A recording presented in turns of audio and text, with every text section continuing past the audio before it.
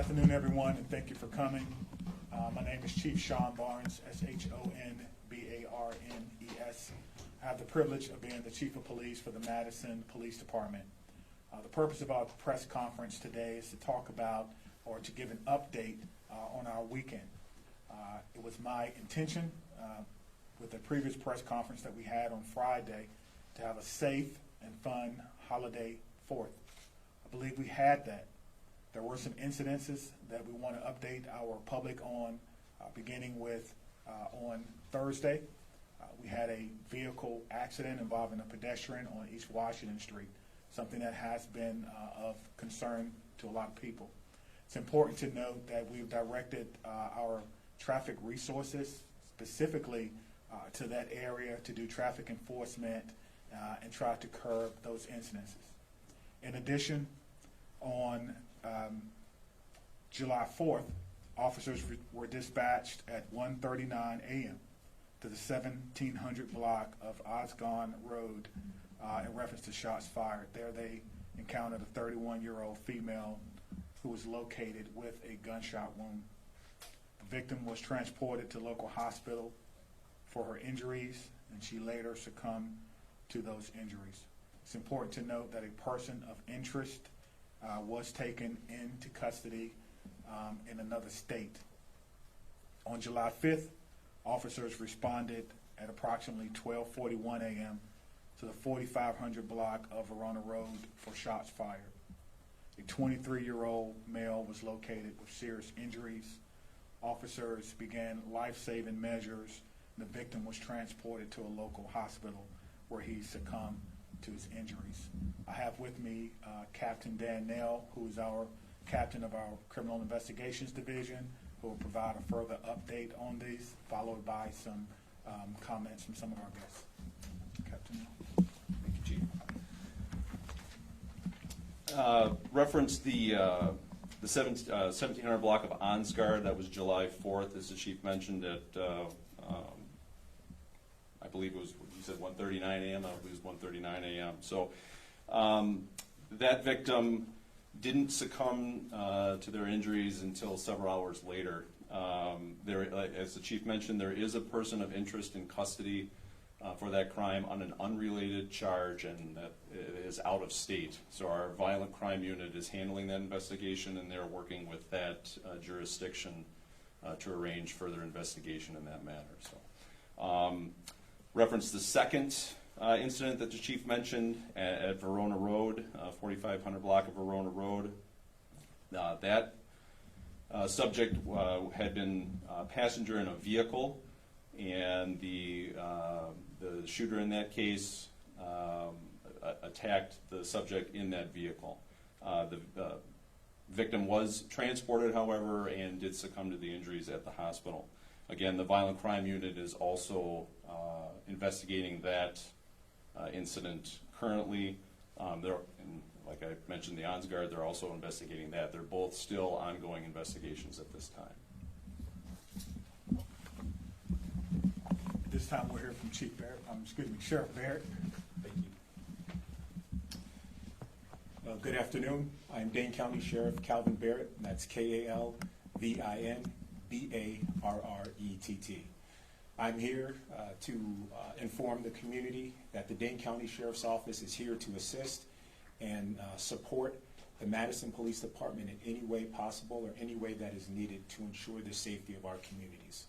Together, the surrounding agencies, along with community leaders and members that you see with us today, are dedicated to ensure that the communities we love and serve are safe every day. Thank you. Thank you, Sheriff. To that end, we have seen an increase in violent crime in Madison. So my message here is really two-part to our community. Number one, we stand in solidarity. Number two, we stand to support those persons who may be involved or thinking about being involved in violent crime. We have our Focused Interruption Coalition who stands with me today, and we're there to provide services. But the second part of that message is violent crime cannot be tolerated in Madison. And those persons who wish to use firearms, be it legal or illegal, to harm others will be brought to justice, period. This year, we've seen an uptick in shootings, specifically our shell casings, which is something that we use to track the number of times we responded to a shots fired calls are up. For example, in 2020, we recovered 1,111 shell casings. That was in 2020. In 2021, year to date, we've recovered 388 shell casings. That's an increase of 45% year to date. This is not Madison. This is not who we are, and we will do everything that we can to provide support for persons. But however, our police department stands ready. Our men and women are dedicated. They're working hard to keep everyone safe, and it's my responsibility to support them in their efforts. I would certainly like to thank our community members for coming out here today to show their support. They're working hard on the ground, trying to mitigate complaints, trying to mitigate any type of interruption of violence that we may or may not see in our community. So I thank them for being here. It's a two-part message. I'd like to thank our media. I think you are a very important part of what we do in getting our message out to our citizens to reassure them that we're doing everything that we can to keep them safe and to provide a safe Madison. And lastly, I'd like to thank the men and women of the Madison Police Department, our officers and detectives who worked extended shifts this weekend, our officers and detectives who forgone vacation to come in to work cases and or to just assist in what we had going on this weekend. We do believe that we have the tools that we need to get things under control, and we're certainly working to ensure that happens. But once again, we have the support mechanisms that we need. We need our community to be our eyes and our ears. Give us a call early if you think that there's something that we need to know so that we can get there. Myself or the officers or perhaps our community members from Focused Interruption will be there to mitigate any complaints.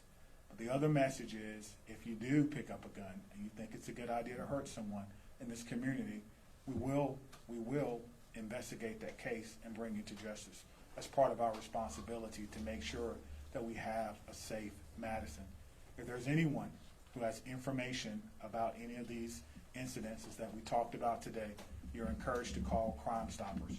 Our Crime Stoppers number is as follows: 608-266-6014, 608-266-6014. Are there any other comments? Yes, sir.